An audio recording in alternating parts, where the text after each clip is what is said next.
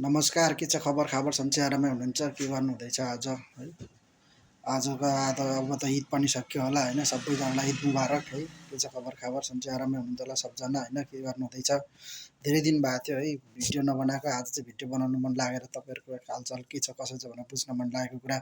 अनि साथै है हिजो चाहिँ के अरे नेपालमा चाहिँ मानव अधिकार आयोगले चाहिँ प्रतिवेदन के अरे भदौ के अरे साउन 23-24 गतेको चाहिँ प्रतिवेदन यो निकालेको रहेछ होइन। त्यसको लागि चाहिँ मलाई चित्तै नबुझेको भएर चाहिँ पनि त्यसको बारेमा अलिकति केही कुरा बोलौँ भनेर चाहिँ मैले भिडियो बनाएको होइन। सबैजनालाई पुरा भिडियो हेरेर साथ दिने होला है त। मानव अधिकार आयोग कहिलेदेखि थियो नेपालमा त्यो कुरा थाहा भएन। मलाई लाग्छ मानव अधिकार आयोग धेरै पुरानो संस्था हो।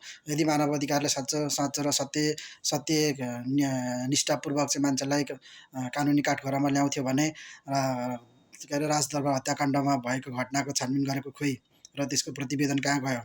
साथै त्यस पछाडि राजदरबार हत्याकाण्ड सँगसँगै चाहिँ के अरे नेकपा माओवादी केन्द्रले गरेको आन्दोलन जनविद्रोह देश जनयुद्धमा जाँदा 17-18 हजार मान्छे मरेर त्यसको 17-18 हजार मान्छेहरू मरे। त्यसको चाहिँ प्रतिवेदन खोइ कहाँ लग्यो र कसरी भयो, कहाँ के भएर त्यसको हत्यारा पत्ता लागेन। बुझ्कारे एउटा शिक्षकलाई कुटी मारेर रुखमा झुन्ड्याएरसम्म मारेको थियो, त्यसको प्रतिवेदन खोइ। साथै दलितलाई दलित उत्थानको नाम भन्दै दलितहरूलाई चाहिँ उकासेर होइन अनेक गरेर दलितको नाम लिएर राजनीति गरेर आफ्नो फाइदा लिएर दलितलाई जिङ्गती छोड्ने यी राजनीतिक नरपिशाचहरूलाई कारवाही गरेको खोइ। साथसाथै दलितका छोराछोरीहरूलाई अपहरण गर्दै हत्या मरण संहार बलात्कार गरेरसम्म गरेको घटनाहरूको प्रतिवेदन खोइ। साथै हालसालै भएको रवि लामिछानेको केसमा चाहिँ राति चाहिँ के अरे जेलसम्म सार्ने अनि साथसाथै के अरे राति नै आएर उसलाई चाहिँ के अरे तेरो अन्तिम इच्छा के छ भनेर सोध्ने हो। त्यस्तो कुराको चाहिँ प्रतिवेदन खोइ त्यसमा मानव अधिकार आयोग कुनै ठाउँमा लागू भएन। साथसाथै अहिले आएर जेनजी आन्दोलनको घटनामा पनि 23 गतेको घटनालाई यथार्थ शीघ्र रूपमा 23 गतेको घटनालाई चाहिँ लुकाइ सिपाइ गरेर 24 गतेको घटना अहिले उयो गर्नको लागि सिधै यो त आँखाको नजरले देखियो त सिधै देखियो नि। सबैभन्दा पहिला त 23 गते आउँछ होला नि त। 23 गतेको घटनामा के भयो कसो भयो दुनियाँलाई थाहा छ नि। दुनियाँको नजरमा को चाहिँ के अरे यो छ भन्ने कुरा सबैलाई थाहा छ नि। कसले यो घटना घटाएको भन्ने कुरा राम्रोसँग थाहा छ। 23 गते आएपछि पनि 24 गते आउने हो।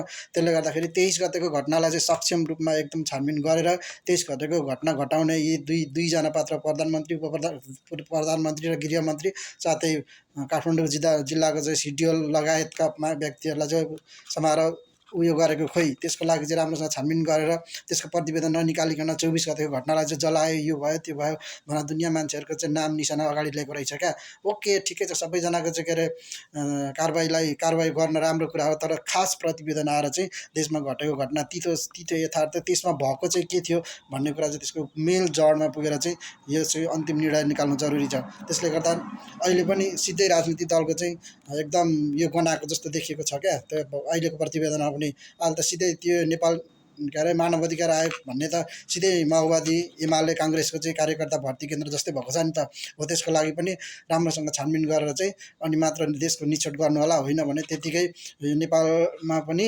नेपालीमा यो के भन्छ यो मानव अधिकार आयोगको पनि कुनै काम छैन। मलाई लाग्छ नेपाल मानव अधिकार आयोगले पनि कति त्रुटिहरू गरेको छैन। त्यसको लागि हामीले यो गर्नुपर्छ। तर हामी सबैजनाले 23 गते होस् या 24 गते यसको निष्पक्ष छानबिन भएर देशले चाहिँ एउटा निकालोस् यही भन्न चाहन्छु। हस् त, नमस्ते।